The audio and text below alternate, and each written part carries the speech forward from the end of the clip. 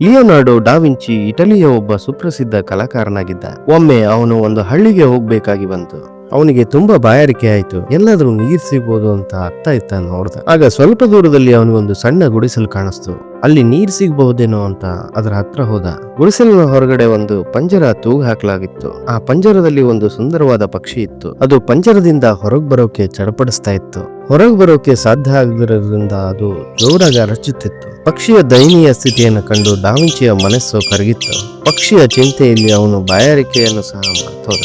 ಗುಡಿಸಲಿನ ಒಳಗಡೆ ಇರೋ ವ್ಯಕ್ತಿಯನ್ನ ಕೂಗಿ ಕರೆದು ಈ ಪಂಜರವನ್ನು ಮಾರುವೆಯಾ? ಇದರಲ್ಲಿರುವ ಹಕ್ಕಿ ನನಗೆ ತುಂಬಾ ಇಷ್ಟ ಆಯ್ತು ಅಂತ ಹೇಳ್ದ. ಆ ವ್ಯಕ್ತಿ ಸ್ವಲ್ಪ ಯೋಚನೆ ಮಾಡಿ, ಮಾರುವೆ, ಆದ್ರೆ ಯೋಗ್ಯ ಬೆಲೆ ಸಿಕ್ಕರೆ ಮಾತ್ರ ಮಾರ್ತೀನಿ ಅಂತಾನೆ.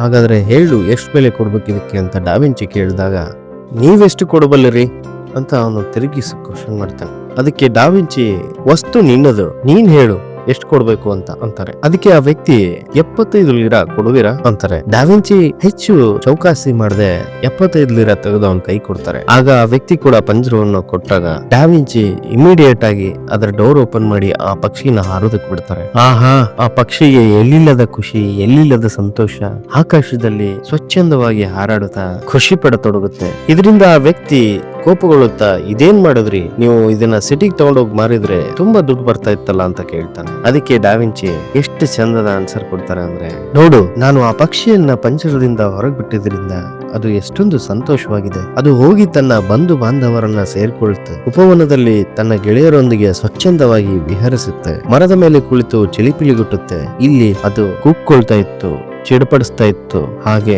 ನೋವಿನಿಂದ ನರಳುತ್ತಾ ಇತ್ತು. ಆ ಪಕ್ಷಿಯ ಆನಂದದ ಮುಂದೆ ನಾನ್ ನಿನಗೆ ಕೊಟ್ಟಿರೋ ದುಡ್ಡು ತೃಣಕ್ಕೆ ಸಮಾನ ಅಂತ ಹೇಳಿ ನಗ್ತಾ ನೀರ್ ಕುಡಿದು ಗುಣಗುಡ್ಕೊಂಡು ಆಡಳ್ತಾ ಹೋಗ್ತಾನೆ. ಫ್ರೆಂಡ್ಸ್, ಈ ಕಥೆಯಿಂದ ನಮಗೆ ತಿಳಿದು ಬರೋದೇನು ಅಂದ್ರೆ, ನಾವು ಒಬ್ಬರನ್ನ ಎಷ್ಟೋ ಪ್ರೀತಿಸ್ಬೋದು, ಎಷ್ಟೋ ಖುಷಿ ಪಡಿಸ್ಬೋದು, ಅವರು ಅದರಿಂದ ಖುಷಿಯಾಗಿರ್ಲಿಲ್ಲ ಅಂದ್ರೆ ಅವರನ್ನ ಹಾರು ಹೋಗ್ ಬಿಡೋದು ಒಳ್ಳೇದು. ಅಂದ್ರೆ ಅವ್ರ ಪಾಡಿಗೆ ಅವ್ರನ್ನ ಬಿಟ್ಟು ಖುಷಿಯಿಂದ ಇರ್ಲಿ ಅಂತ ನೋಡೋದು ಒಳ್ಳೇದು. ಇದೇ ರೀತಿ ಇನ್ಸ್ಪಿರೇಷನಲ್ ವಿಡಿಯೋಗಾಗಿ ನಮ್ಮ ಚಾನೆಲ್ ನ ಸಬ್ಸ್ಕ್ರೈಬ್ ಮಾಡಿ ಹಾಗೂ ಮುಂದಿನ ವಿಡಿಯೋಗಳ ನೋಟಿಫಿಕೇಶನ್ ಗಾಗಿ ಬೆಲ್ ಐಕಾನ್ ಒತ್ತಿ. ಧನ್ಯವಾದಗಳು.